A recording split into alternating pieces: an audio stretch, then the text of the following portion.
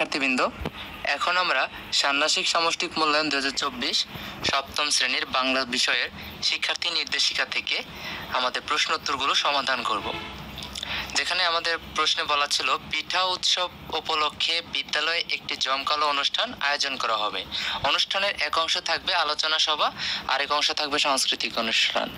তো এটির কাজ কত বলা ছিল, উপরে অনুষ্ঠানকে কেন্দ্র করে জোড়ায় আলোচনার ভিত্তিতে নিচের কাজগুলো করো। যেখানে প্রশ্ন 1, এই অনুষ্ঠান নিয়ে কথা বলা যায় এমন ব্যক্তিদের একটি তালিকা তৈরি করতে বলেছিল। তো প্রথমে আমরা দেখে নিব যে পিঠা উৎসব অনুষ্ঠানের জন্য আলোচনার ভিত্তিতে নিম্নোক্ত ব্যক্তিদের একটি তালিকা তৈরি করা হলো, যেটি হচ্ছে বলতে পারি প্রধান শিক্ষক, সহকারী শিক্ষক, সাংস্কৃতিক কমিটির প্রধান, স্থানীয় ঐতিহ্য বিশেষজ্ঞ, অভিভাবক প্রতিনিধি, বিদ্যালয়ের প্রাক্তন ছাত্র, বিদ্যালয়ের সিনিয়র শিক্ষার্থী, স্থানীয় সাংবাদিক, সঙ্গীত বা নৃত্য শিক্ষক, বিদ্যালয়ের পরিবহন ব্যবস্থাপক ইত্যাদি ব্যক্তিদের আমরা আলোচনার লিস্টে রাখতে পারি।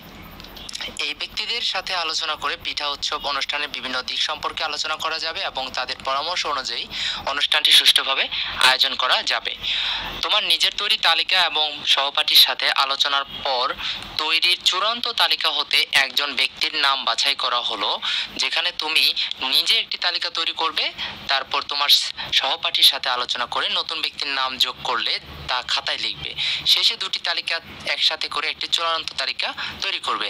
যেখানে প্রথমে তুমি নিজের তালিকা তৈরি করবা, সেখানে হচ্ছে প্রধান শিক্ষক, সহকারী শিক্ষক, স্থানীয় কমিটির প্রধান, স্থানীয় ঐতিহ্য বিশেষজ্ঞ, অভিভাবক প্রতিনিধি, বিদ্যালয়ের প্রাক্তন ছাত্র, বিদ্যালয়ের সিনিয়র শিক্ষার্থী, স্থানীয় সাংবাদিক, সঙ্গীত বা নৃত্য শিক্ষক, বিদ্যালয়ের পরিবহন ব্যবস্থাপক।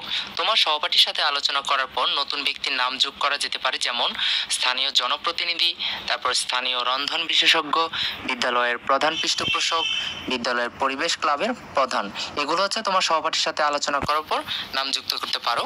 আর তালিকা চূড়ান্ত করার পর এখন যে ব্যক্তির নাম বাছাই করবে সেটি হচ্ছে স্থানীয় ঐতিহ্য বিশেষজ্ঞ, যিনি হচ্ছে ঐতিহ্য বিশেষে ধারণা রাখেন। এবং আজকের যেহেতু আমাদের টপিকটা হচ্ছে পিঠা উৎসবকে নিয়ে, তাই স্থানীয় ঐতিহ্য বিশেষজ্ঞ এই পিঠা উৎসবের সম্পর্কে ভালো জ্ঞান রাখেন। এই ব্যক্তি বাছাইকরণের কারণ যদি বলো তাহলে লিখতে পারবা, তিনি পিঠা উৎসবের ঐতিহ্য ও সাংস্কৃতিক সম্পর্কে গভীর জ্ঞান রাখেন এবং তার বক্তব্য অনুষ্ঠানকে আরো সমৃদ্ধ করতে পারে। এটি হচ্ছে আমাদের কারণ।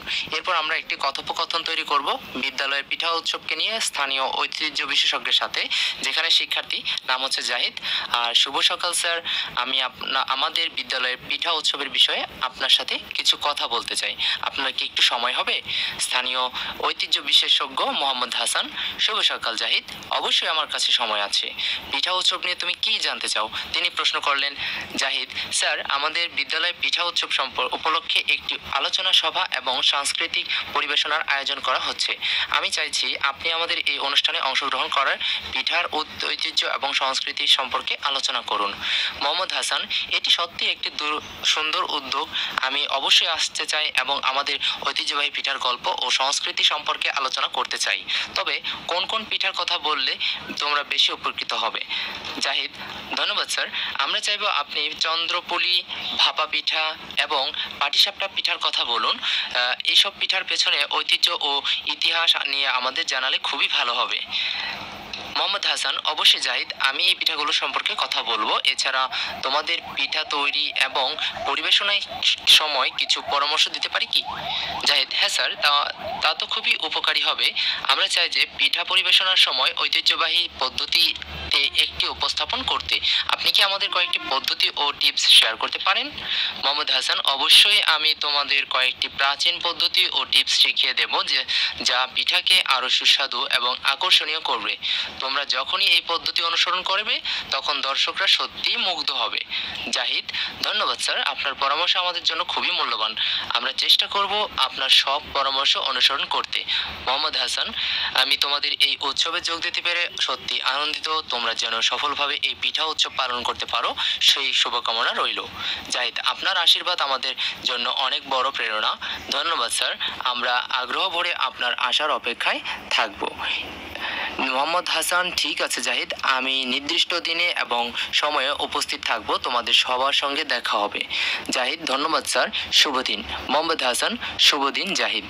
এই গেল হচ্ছে আমাদের কনভারসেশন অথবা কথোপকথন।